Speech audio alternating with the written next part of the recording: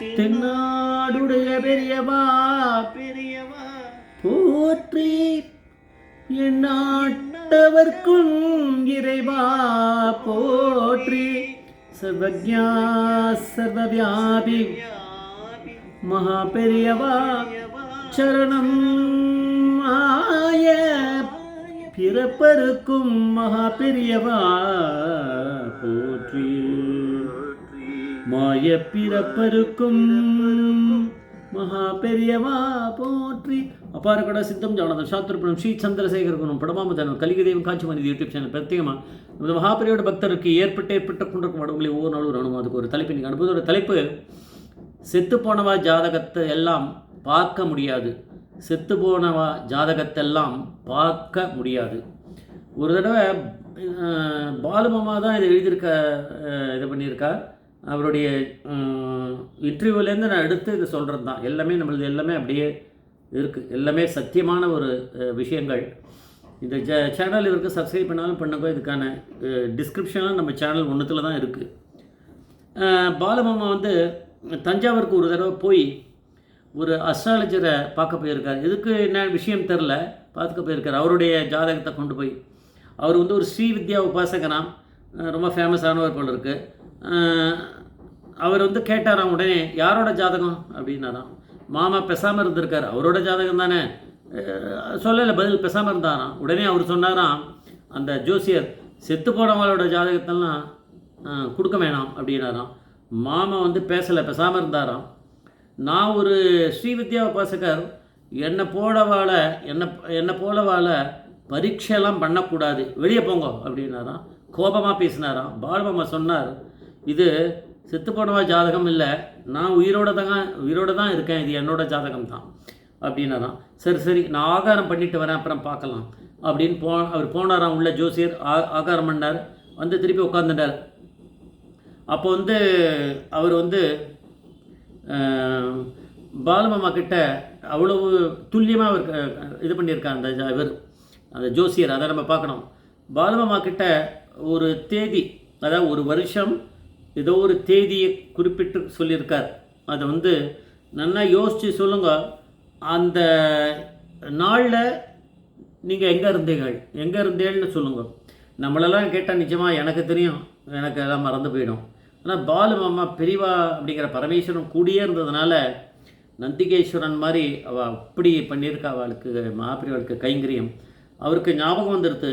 அப்போ சொன்னாராம் அவர், மகாபிரிவா வந்து கண்ணில் கேட்ராக்ட் ஆப்ரேஷன் பண்ணிட்டு சர்ஜரி பண்ணிட்டு ரெஸ்ட் எடுத்த இந்த சமயம், அப்போ ஆந்திராவில் ஒரு கோவில் கும்பாபிஷேகத்தை ஸ்ரீராமர் கோவிலுக்கு அவர் பண்ண வேண்டியிருந்தது மகாபிரிவா. ஆனால் அவருக்கு கேட்ராக்ட் இருக்கிறதுனால என்னை கூப்பிட்டு நீ போய் அதை பண்ணிட்டு வாடா அப்படின்னாரு. எனக்கு ஓரளவுக்கு பெரியவாளுடைய இது போயிட்டு அதெல்லாம் பார்த்துட்டு இருக்கிறதுனால எனக்கு அது ஓரளவுக்கு புரியும், பண்ணலாம் அப்படின்னு எனக்கு பெரியவாளுடைய உத்தரவில் கிளம்பி நான் அங்கே போனேன். ஆந்திர பிரதேஷில் அந்த கோவிலுக்கு போனேன். கோவில் கும்பாபிஷேகம் பண்ணுறதுக்காக படிக்கட்டு இருக்குமே, மேலே போய் கும்பத்து மேலே தான் இது பண்ணோம். படிக்கட்டில் ஏறி போனார், கும்பாபிஷேகத்தை முடிச்சிட்டார். நல்லபடியாக முடிச்சுட்டு இறங்கி வரும்போது வழிக்கு விழுந்துட்டுருக்கார். விழுந்த உடனே என்னாச்சுன்னு இவருக்கு தெரியாது, நினைவு போயிடுத்து. இவருக்கு மண்டையில் அடிபட்டுருக்கு, ஏதோ இருக்குது. உடனே அங்கே பக்கத்தில் இருக்கக்கூடிய ஒரு பெரிய ஆஸ்பத்திரிக்கு இவரை பாலுமாமா தூக்கின்னு போயிருக்கா. ஆனால் தெய்வாதீனமாக கொஞ்சம் ரெஸ்ட் எடுத்திருக்காரு. மேபி அன்னைக்கு இல்லை அடுத்த நாளுக்குள்ளேயே அவருக்கு ஒரு நல்ல ஒரு ரிசல்ட் கிடைச்சிருது. ஒன்றும் ஆகலை அப்படின்றதெல்லாம் அவள் ஸ்கேன் அதெல்லாம் பண்ணி பார்த்துட்டு பெரிய டாக்டர் போல் அவள் வந்து கண்டுபிடிச்சி சொல்லிட்டா. ஆனால் தெய்வாதீனமாக ஒன்றும் ஆகலை அப்படின்னு சொல்லி அவள் சொல்லியிருக்கா. ஆனால் விழுந்த இதுக்கு பார்த்தா நல்ல இதுவாகிருக்கணும், ஆனால் இதுவாகிடுது அப்படின்னு சொல்லி ஒரு ஃபஸ்ட் எய்ட் ட்ரீட்மெண்ட்லாம் கொடுத்து அனுப்பிச்சிட்டா. வந்துட்டார். கிளம்பி அவர் வந்து காஞ்சிபுரம் வந்து சேர்ந்துட்டார் பாலுமாமா. திருப்பி மகாபெரிவா கிட்ட வந்து நடந்த விஷயத்தான் பெரியவா சொன்னாலும் பெரியவா கிட்டே இவர் சொல்லியிருக்கார் பாலுமாமா. இது எல்லாத்தையும் இவர் வந்து அந்த ஜோசியர்கிட்ட இப்போ சொல்லின்னு இருக்கார். அதை நான் இப்போ உங்களுக்கு சொல்லின்னு இருக்கேன்.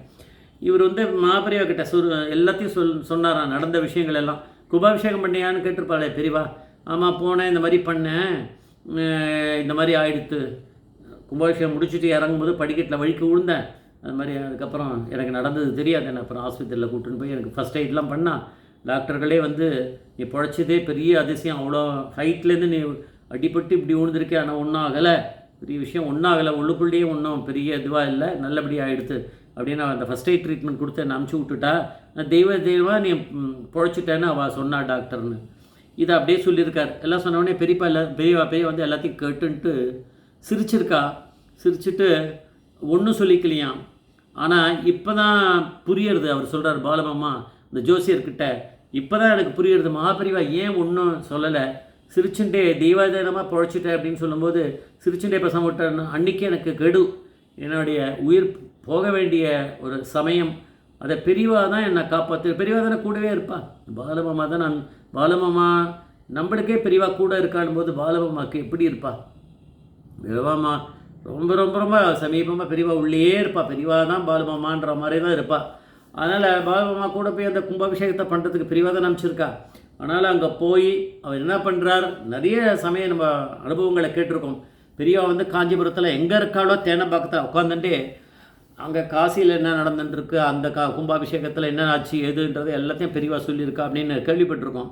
சத்தியம் அதெல்லாம் நம்ம பார்த்துருக்கோம், அந்த அனுபவமாக நடந்திருக்கு. அப்படின்னும் போது பாலமாமா அங்கே போய் ஒரு கும்பாபிஷேகத்தை பண்ணுறான்னா பெரியவா தான் அங்கே பார்த்துட்டே இருந்திருப்பாளே. அவருக்கு வீடியோ மாதிரி ஓடின்னு இருக்கும். பெரியவா பரமேஸ்வரன் இல்லையா, அதனால் அவர் உழுந்து வரும்போது அது அவருக்கு நடக்க வேண்டியது அந்த ஜாதகத்துக்கு படி அன்றைக்கி இதுதான் ஜாதகம் சத்தியம்ன்றது அதுவும் நடந்துடுறது. ஆனால் பரமேஸ்வரனோட அனுகிரகம் இருந்தால் அந்த ஜாதகத்தில் இருக்கிறதையும் ஒரு பரமேஸ்வரனால் மாற்ற முடியும் அப்படிங்கிறத நம்ம இங்கே பார்க்க வேண்டியிருக்கு.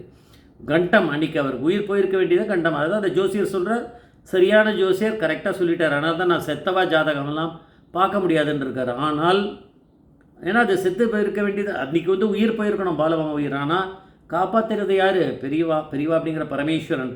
ஆனால் தான் பெரியவா பார்த்தா எப்படியும் வந்து உயிர் போக போகிறத நம்ம தான் காப்பாற்ற போகிறோம். அதனால் போய் ஒரு கும்பாபிஷேகம் பண்ண ஒரு புண்ணியம் இருக்கட்டும், நம்ம காப்பாற்றியும் விட்டுடலான்னு பெரியவா நினச்சிருக்கலாம். இது நானாக நினைக்கிறது. அதனால் அவளை பாலமாமா போய் ஒரு கும்பாபிஷேகம் பண்ண வச்சுருக்காரு. எப்பேற்பட்ட புண்ணியம் அவருக்கு கிடச்சிருக்கு. அதே நேரத்தில் அவருக்கு அந்த கர்ம வினைப்படி அவர் விழுந்து ஒரு உயிர் போக இருந்ததை மாபெரிவா காப்பாற்றி விட்ருக்கா. அதனால் ஒன்றுமே ஆகலையாம். அதுதான் சொல்கிறேன். அதுதான் அந்த ஜோசியர் சொல்கிறதுக்கு பாலமாமா சொல்லி இப்படி இது பண்ணியிருக்கா. இது வந்து பெரியவா தான் காமிச்சிக்காமல் இருந்திருக்கா.